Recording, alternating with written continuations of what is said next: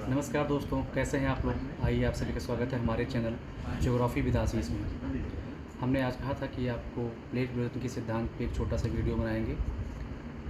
क्या आपने कभी सोचा है कि महाद्वीप और महासागर कैसे बने हैं? क्या आपने सोचा कि भूकंप और ज्वालामुखी क्यों आते हैं?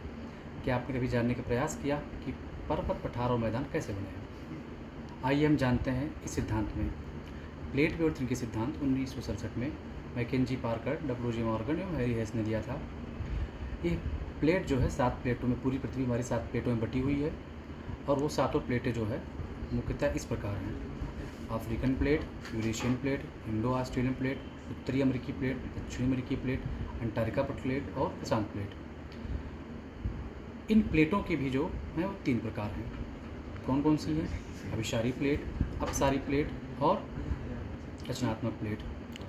सबसे महत्वपूर्ण यह है कि आप प्लेट विवर्तन सिद्धांत पढ़ रहे हैं तो आपको ये जानना जरूरी है कि प्लेट क्या होती हैं।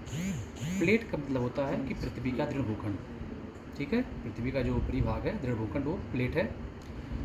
विवर्तनिकी क्या है? विवर्तनिकी के तात्पर्य होता है कि हलचल, यानी कि पृथ्वी के प्लेटों में जो है वो हलचल होती है। जो दृढ़ भूखंड है उसमें हलचल होती है, जिसे हम प्लेट विवर्तन सिद्धांत कहते हैं।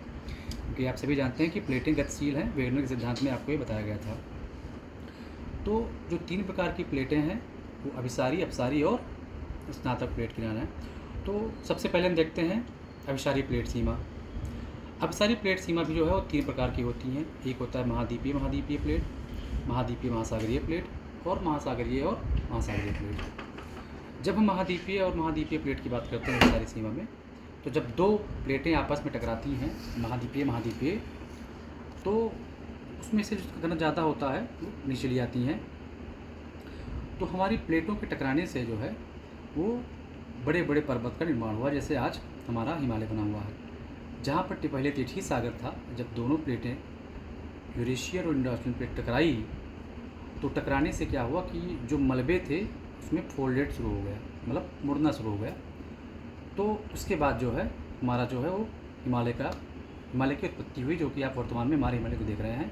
और आपको ये भी पता है कि हिमालय की ऊंचाई आज भी बढ़ रही है। तो हिमालय की उत्पत्ति 2 महाद्वीपीय प्लेटों के दायरे से हुई। जब महाद्वीपीय और महासागरीय प्लेट की टकराहट होती है तो क्या होता है? जब महाद्वीपीय और महासागरीय प्लेट टकराहट होती है तो उसका एक प्लेट नीचे चला जाता है, जिसमें ज्वालामुखी पर्वत, लगभग फोल्डेड माउंटेन्स का निर्माण होता है, जैसे रॉकीज और एंडीज आप देख रहे हैं। उत्तर अमेरिका में रॉकी और दक्षिण अमेरिका में एंडीज पर्वत का निर्माण हुआ है।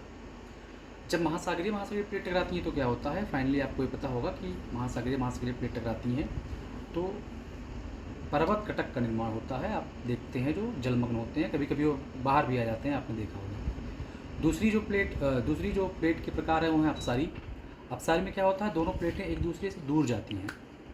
तो जब दूर जाती हैं तो उसमें नई प्लेटों का निर्माण होता है और उसमें एक मध्य महासागरीय कटक का जो है निर्माण होता है। तीसरी जो प्लेट है रचनात्मक प्लेट है, उसमें प्लेटों का जो है नुकसान नहीं होता, वो एक दूसरे के आमने सामने ही घूमती हैं, जिससे जो है एक नई चट्टान का जो है निर्माण नहीं होता है और ना ही वहाँ पे ह्रास होता है, ठीक है।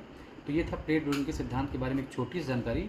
हम इस पे लेके आएंगे एक बहुत बड़ा वीडियो, जिसमें प्लेट विवर्तन के सिद्धांत से संबंधित सारे टॉपिक मैं उसमें कवर करूँगा और आपको हर चीज़ विस्तार से बताऊँगा। सो नमस्कार दोस्तों।